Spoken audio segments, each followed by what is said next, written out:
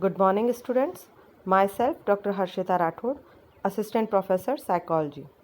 अभी तक हम मानक विचलन के अंतर्गत बात कर चुके हैं कि असमूहित आंकड़ों पर हम लोग किस तरीके से मानक विचलन का परिकलन करते हैं। आज हम बात करेंगे समूहित आंकड़ों पर मानक विचलन के परिकलन की, और इसमें भी दो विधियां हैं, लघु विधि और दीर्घ विधि। आज हम दीर्घ विधि या लॉन्ग मेथड के द्वारा एसडी का परिकलन किस तरह किया जाता है ये देखेंगे। तो आप देखिए, सबसे पहले हम इसके सूत्र की बात करेंगे।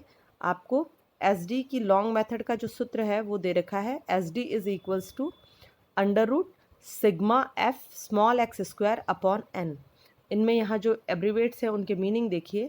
सिग्मा अर्थात मानक विचलन, एफ एक्स स्क्वायर का मतलब है क्योंकि x है not it's not ex prime, इसलिए यानी कि वास्तविक माध्य से मध्य बिंदु का जो विचलन है उसे हम स्मॉल x कहते हैं। इसका स्क्वायर हो जाएगा अर्थात वर्ग, और उसको जब हम बारंबारता यानी f से मल्टीप्लाई कर देंगे तो वो आ जाएगा, उसका गुणनफल जो आ जाएगा वो कहलाएगा एफ एक्स स्क्वायर।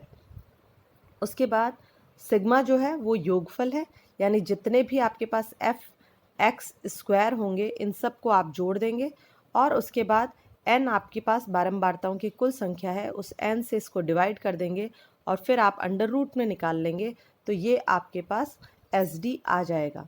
तो इस तरीके से आप SD का फॉर्मूला जो है वो आप समझ चुके होंगे, और SD के फॉर्मूले के एब्रीवेट्स आपको बहुत अच्छे से ध्यान रखने हैं, क्योंकि कई बार जो शॉर्ट क्वेश्चंस हैं उनमें सिर्फ SD का फॉर्मूला पूछ लिया जाता है। तो आपको फॉर्मूला के साथ उसके एब्रीवेशंस जो हैं उनका मीनिंग लिखना बहुत ज़रूरी है। खाली आप अगर ये चाहेंगे कि आप ये फॉर्मूला लिखकर छोड़ दें तो उसमें आपको मार्क्स पूरे नहीं मिलते। आपको ये सारे जो मीनिंग्स हैं ये लिखने होते हैं। तो शॉर्ट क्वेश्चन में ये क्वेश्चन आ सकता है, आपको फॉर्मूला पूछा जा सकता है। अब हम बात करेंगे कि इसका परिकलन किस तरह किया जाता है। तो इसके लिए हम सबसे पहले एक ये क्वेश्चन ले लेंगे उदाहरण के लिए। तो देखिए, ये जो उदाहरण दे रखा है, मान लें 50 छात्रों के तर्कशास्त्र के प्राप्तांकों का विवरण निम्न है, जिसे आधार पर लंबी विधि द्वारा एसडी निकालिए। अब आप एक चीज़ ध्यान देने वाली यहाँ ये है कि जब भी आपसे एसडी का क्वेश्चन पूछा जाता है तो वो जनरली आपको बताते हैं कि आपको लॉन्ग मेथड से करना है या शॉर्ट मेथड से करना है। जो मेथड वो पूछे उसी के द्वारा आपको अपना प्रश्न हल करना है, और यदि वहाँ कुछ ना लिखा हो, सिर्फ लिखा हो दिए गए आंकड़ों पर एसडी ज्ञात कीजिए या मानक विचलन ज्ञात कीजिए, तो आप अपनी सुविधा अनुसार कोई सी भी विधि उपयोग में ले सकते हैं। तो देखिए, यहाँ पर क्योंकि हमें मानक विचलन की लंबी विधि द्वारा ज्ञात करना है तो हम लंबी विधि की बात करेंगे।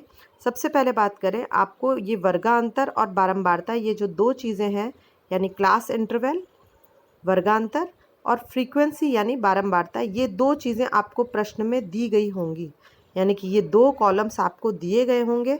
कई बार n दिया हुआ होता है साथ में, और कई बार कैलकुलेट भी करना पड़ता है, लेकिन आप मान कर चलें चाहे वो दिया हुआ भी हो तब भी आप एक बार इनको सबको, जो आपकी फ्रीक्वेंसी है, इन्हें जोड़कर आप n ज्ञात कर लें, क्योंकि हो सकता है प्रिंटिंग मिस्टेक में ये गड़बड़ हो जाए। तो इस चीज़ का आप हमेशा ध्यान रखेंगे कि आप n को एक बार कैलकुलेट कर लेंगे। अब देखिए, ये दोनों आपको दे रखे हैं। सबसे पहले जो आपको करना है वो आपको मध्य बिंदु ज्ञात करना है, यानी कैपिटल X।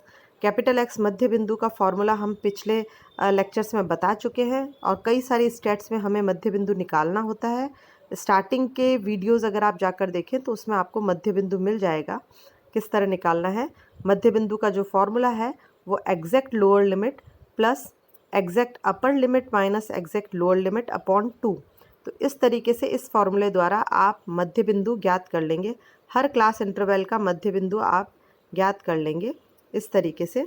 तो ये आपके पास सारे x आ जाएंगे, अब ये आपके पास जो x आ गए हैं, आप इन x का फ्रीक्वेंसी यानी आवृत्ति से मल्टीप्लाई कर लेंगे, यानी ये जो दो है इन दोनों को मल्टीप्लाई कर लेंगे।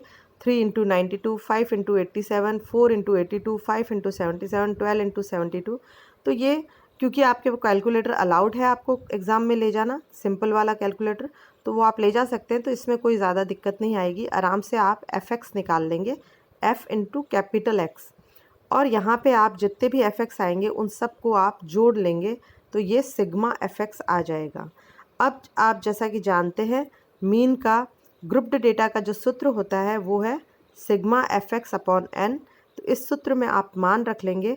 ये देखिए सिग्मा एफ एक्स अपना आया है 3570, तो ये 3570 और एन आपके पास है 50। तो ये आप कर लेंगे, इन दोनों का जब डिवाइड करेंगे तो ये आपके पास मीन आ जाएगा 71.4। तो इस तरीके से आप सबसे पहले मीन ज्ञात कर लेंगे। अब आप मीन से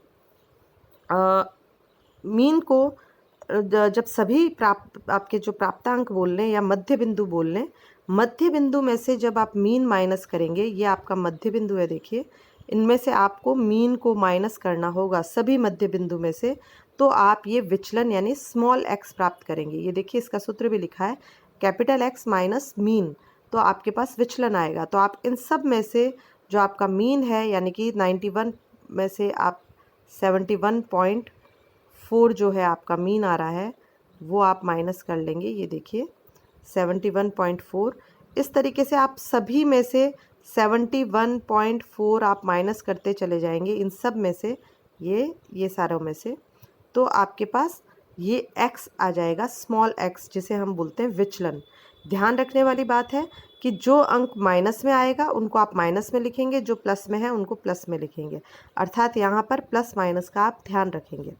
उसके बाद जब आपके पास स्मॉल x आ गया तो आप इन सभी स्मॉल x यानी सारे विचलनों का वर्ग कर लेंगे, यानी इनको आप इन्हीं की संख्या से मल्टीप्लाई कर देंगे। 20.6 को 20.6 से, 15.6 को 15.6 से, 10.6 को 10.6 से, इस तरीके से सारे ही अंकों को उन्हीं अंकों से जब मल्टीप्लाई कर लेंगे तो ये आपके पास एक्स स्क्वायर आ जाएगा, यानी कि आपके विचलन का वर्ग। अब आपको क्या करना है, ये जो विचलन का वर्ग आया है इसको आपको आवृत्ति से गुणा करना है, यानी कि इन दोनों को आपस में मल्टीप्लाई कर लेंगे।